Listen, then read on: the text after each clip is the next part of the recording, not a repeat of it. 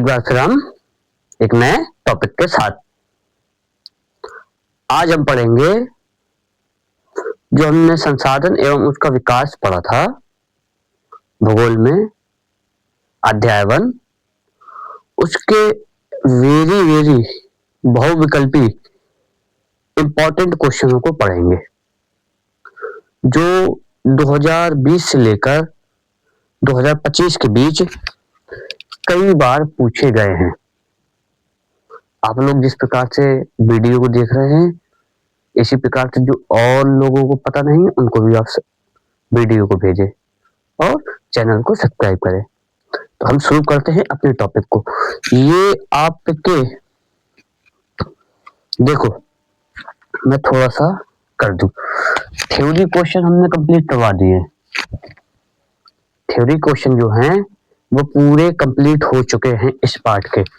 संसाधन एवं उनका विकास यानी रिसोर्स एंड डेवलपमेंट। इसके थ्योरी क्वेश्चन हमने पूरे करा दिए। इसके एमसीक्यू यानी इंग्लिश में ऑब्जेक्टिव क्वेश्चन करा रहे हैं और मैपिंग क्वेश्चन इसके यही मैपिंग क्वेश्चन कहलाते हैं। मतलब कि अगर आप ऑब्जेक्टिव क्वेश्चन पढ़ लेते हैं तो आपकी मैपिंग बन जाएगी, लेकिन अगर आप मैपिंग पढ़ते हैं तो ऑब्जेक्टिव क्वेश्चन नहीं बनेंगे। तो आपको मैपिंग समझने के लिए आपको ऑब्जेक्टिव क्वेश्चन पढ़ना अनिवार्य है, कंपलसरी है। तो पहले हम ये पूरे ऑब्जेक्टिव क्वेश्चन को पढ़ेंगे, इसके बाद इस संडे को इसकी मैपिंग पूरी कंप्लीट कर लेंगे। अब मैपिंग कैसे पूछता है, जरूर सॉल्व। पहले मैं क्वेश्चन करा देता हूं, इसके बाद मैपिंग को थोड़ा सा हिंट दे दूंगा। ठीक है, शुरू करते हैं। देखिए पहला क्वेश्चन देखिए, भारत के किस राज्य में ब्लैक मृदा पाई जाती है? भारत के in which Indian state for black soil. Black soil यानी काली मृदा भारत के किस राज्य में पाई जाती है? ये पाई जाती है महाराष्ट्र में। ये वेरी इंपॉर्टेंट क्वेश्चन है दोस्तों। ये हर एक क्वेश्चन 2020 से लेकर 2025 तक एक बार पेपर होता है। एक जैसे अभी 2025 में पेपर होगा तो 7 सेट बनेंगे। तो ये ऐसे क्वेश्चन है 7 सेट में से कम 6 सेटों में हर बार रिपीट होते हैं। इतने इंपॉर्टेंट क्वेश्चन है ये। तो पहला क्वेश्चन समझ में आ गया आपको, हिंदी में भी समझ में आ गया, इंग्लिश में भी समझ गया। In which Indian state for black soil. दूसरा है प्रथम अंतरराष्ट्रीय पृथ्वी सम्मेलन किस नगर में हुआ था? तो फर्स्ट इंटरनेशनल अर्थ सम्मेलन को इंग्लिश में बोलेंगे एग्रीमेंट। तो first international earth agreement which city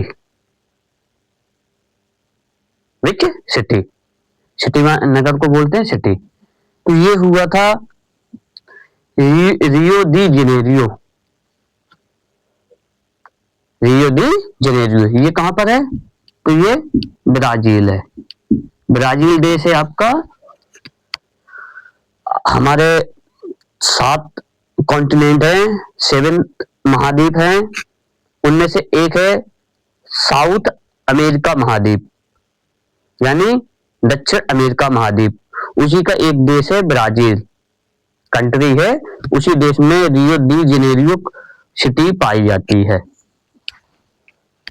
ठीक है, आगे चलते हैं। काली मृदा किस फसल के लिए महत्वपूर्ण है? In which black soil in agriculture important, यानी black soil important in agriculture. तो ये एग्रीकल्चर में कपास की खेती के लिए वेरी वेरी इंपॉर्टेंट होती है। अगर हमें कपास की कृषि करना है, यानी एग्रीकल्चर कपास का करना है, तो हमें ब्लैक सॉइल की आवश्यकता पड़ती है। अगला क्वेश्चन, 4th नंबर क्वेश्चन, पृथ्वी सम्मेलन कब हुआ था? अर्थ एग्रीमेंट कब हुआ था? अर्थ एग्रीमेंट कब हुआ था? तो ये 1992 में हुआ था। 1992 1992 ईस्वी में। ठीक है, यही सम्मेलन है ये वाला सम्मेलन ही है ये। या पूछे 1992 का पृथ्वी सम्मेलन का हुआ था रियो डी जनेरियो, या प्रथम अंतरराष्ट्रीय पृथ्वी सम्मेलन का हुआ था तब भी रियो डी जनेरियो। अगला, जैविक संसाधनों का उदाहरण है। जैविक को बोलते हैं लिविंग रिसोर्स। अब लिविंग रिसोर्स क्या होते हैं? लिविंग रिसोर्स क्या होते हैं? ऐसे रिसोर्स जिनमें जीवन होता है, जो जीवित होते हैं। और नॉन लिविंग रिसोर्स क्या होते हैं? ऐसे रिसोर्स जिनमें जीवन नहीं पाया जाता। तो अब देखिए, जैसे ह्यूमन है, ह्यूमन माने मानव। अब ये लिविंग है कि नॉन लिविंग है? तो सब लोग जानते हैं मानव में जीवन होता है, हाथ पैर चलते हैं, खाना खाता है अपने हाथों से, तो लिविंग रिसोर्स है। पेड़ पौधे हैं, ऑक्सीजन लेते हैं, प्रकाश संश्लेषण करते हैं, तो लिविंग है। जीव जंतु में जानवर हैं, खाना खाते हैं, लिविंग है। जिसमें जान है वो लिविंग माने जैविक कहलाएंगे, जैविक संसाधन कहलाएंगे। और जिसमें जान नहीं है वह अजैविक संसाधन कहलाएंगे। तो अब इसके मैं एक तो एग्जाम्पल यहाँ लिख दिया, मछलियां जैविक संसाधन है। अब दूसरा बोल सकता है, मछलियों की जगह इंसान बोल देगा, पेड़ पौधे बोल देगा, हो सकता है जानवर बोल देगा। ठीक है, इसी प्रकार से देखो नॉन लिविंग, हिंदी में लिखा तो इसलिए मैं इंग्लिश से बोल रहा हूं। मैं non living resource with example, तो चट्टान क्या है? रॉक। रॉक क्या है? नॉन लिविंग है। डोर क्या है? नॉन लिविंग है। ये पेन क्या है? नॉन लिविंग है। मोबाइल फोन क्या है? नॉन लिविंग है। मतलब ऐसे रिसोर्स जिनमें जान नहीं पाई जाती है। ठीक है, ओके, चलिए ये क्लियर हो गया। अगला क्वेश्चन, भारत की सबसे उपजाऊ मिट्टी कौन सी है? सॉल इन इंडियन विच उपजाऊ फर्टिनेट कौन सी है? तो जलोढ़ मृदा। मैंने कल आपको बताया था ये नॉर्थ इंडिया में पाई जाती है। कपास उसके लिए, गेहूं की खेती के लिए, चावल की खेती के लिए एंड गन्ने की खेती के लिए इंपॉर्टेंट मृदा होती है। अगला क्वेश्चन 8 नंबर, लाल मिट्टी पाई जाती है तो रेड सॉल विच एरिया, मतलब कहां पर पाई जाती है? तो ये उड़ीसा में पाई जाती है, नॉर्थ इंडिया में, वो सॉरी ईस्ट इंडिया में। अगला 9th में, मृदा कैसा संसाधन है? अब देखिए, मृदा दो तरीके का संसाधन है, एक तो नॉन लिविंग संसाधन है, एक नेचुरल संसाधन है। नेचर संसाधन है, नेचर का माने प्राकृतिक, और नॉन लिविंग का मतलब अजैविक संसाधन है। तो अब इसमें देख लेते कौन सा है, तो प्राकृतिक संसाधन दे दिया भाई इसने। प्राकृतिक को नेचर संसाधन बोलते हैं, नेचर रिसोर्स। अगला 10वां,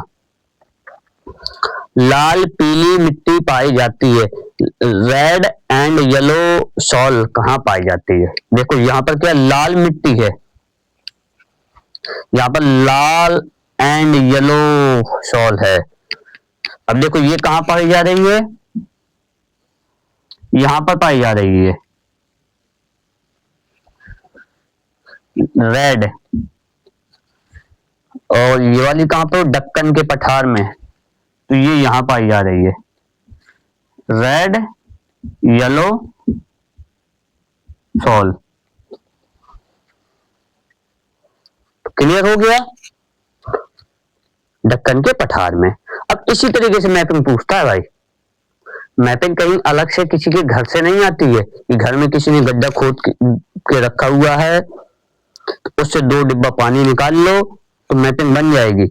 मैपिंग कोई बाहर की चीज नहीं है। अगर आपने ये MCQ बहुविकल्पी अच्छे से याद कर लिए,